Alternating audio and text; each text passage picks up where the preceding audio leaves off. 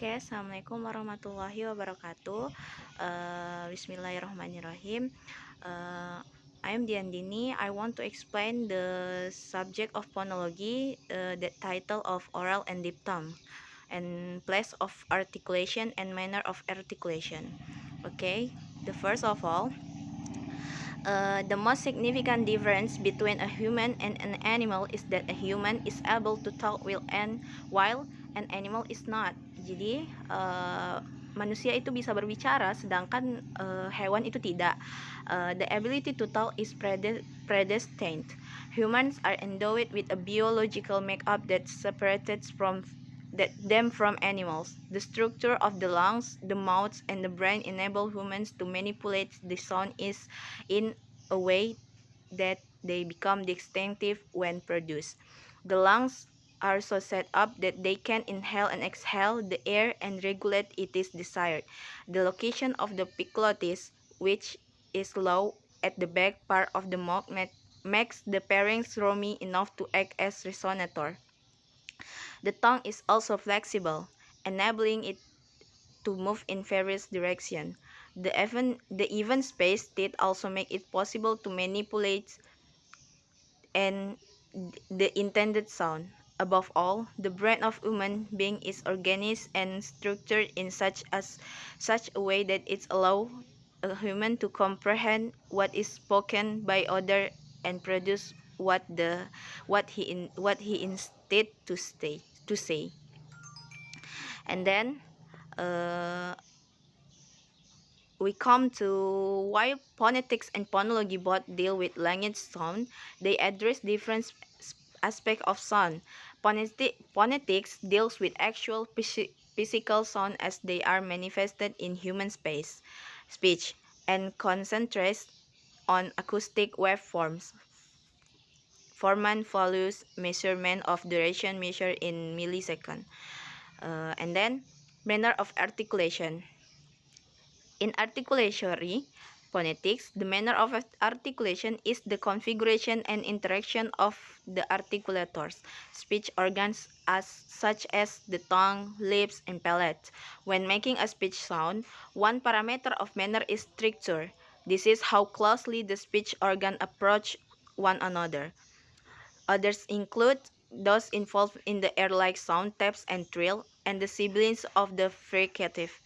The concept of manner is mainly used in the discussion of consonant, although the development of articulators will also greatly alter the resonant properties of the vocal tract, thereby changing the performance structure of speech sound that is crucial for the identification of vowels. For consonant, the place of articulation and the degree of phonation of voicing are considered separately from manner as being independent parameters. Homorganic consonants which have the same place of articulation may have different manners of articulation. And then we go to slide 7, is in their written place of articulation. In articulatory phonetics, the place of articulation, also point of articulation of a consonant, is the point of contact where an obstruction occurs in the vocal tract between an articulatory gesture. An active articulator, typically some part of the tongue, and the passive location, typically some part of the roof of the mouth, along with the manner of articulation and the phonation. It gives the consonant its distinctive sound. We can see this is the example of vowel articulation. X-rays of Daniel Jones. The original vowel quadrilateral from John articulation. The vowel trapezoid of the modern EPA. And at the top of this article is a simplified rendition of this diagram. You can see kamu bisa lihat sendiri catatan dari beberapa cardinal vowel seperti cardinal vowel letters like E, A, A, O, U, E, and non-cardinal like E. If a language distinguishes favor than the vowel qualities, it is like than could be merged to And then if a language distinguishes more, e could be added where the ranks of e, dan intersect like u, where u, o, e, and intersect, and where a, a, a, intersect. And then the anatomy of vowel.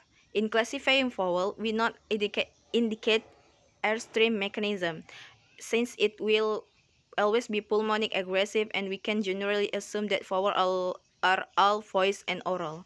Like front vowels is like kid, you can e, and then dress like dress, trap like a trap, and then fleece like e, fleece, and then face like face. Conversely, back vowel have the back of the tongue raised towards the soft palate or phlegm. The vowels in two are back. And then back vowels like lot, a, foot, palm, toque, goat, ghost. There is also a class of vowel between front and back.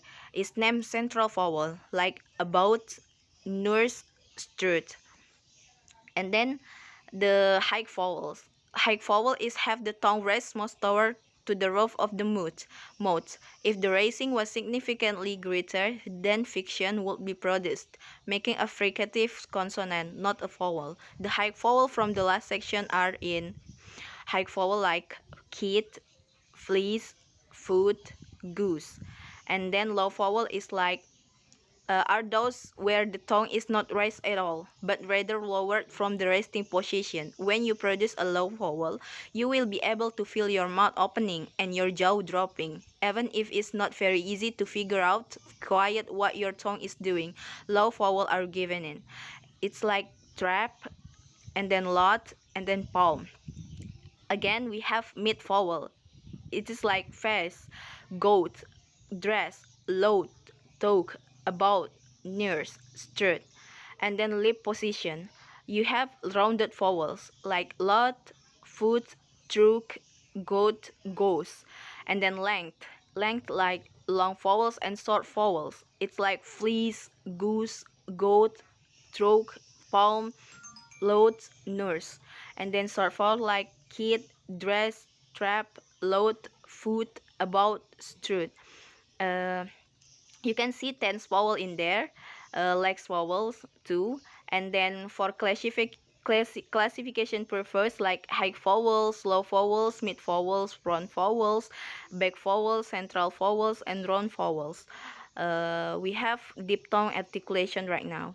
A diphthong is a double sound or double tone from twice, and sound, also known as gliding vowels, is a combination of two adjacent vowel sounds with the same syllable. Technically, a diphthong is vowel with the different target. That is the tongue and other parts of the speech apparatus, most from pronunciation of the vowel. In most varieties of English, the phrase "no highway cowboy" no has five distinct diphthongs, one in every syllable. And then closing, opening, and centering. In closing diphthongs, the second element is more closed than the first. In opening diphthongs, the second element is more open. Closing diphthongs tend to be filing, and opening diphthongs are generally rising. As open vowels are more sonorous and therefore tend to be more prominent. However, exceptions to this rule are not rare in the world language. In Finnish, for instance, the opening diphthongs a, O are true falling diphthongs, since they begin louder and with higher pitch and fall prominence during the diphthongs. Diphthongs like you can see the example like price, mouth, choice. The long high mid from and back fall is space and gore are also characteristically diphthongal. And then diphthongs like face and goat. And then centering diphthongs is like near, square, force, cure. Okay, that's my explanation for this matter. uh hope you can understand it, and thank you very much. Wassalamualaikum warahmatullahi wabarakatuh.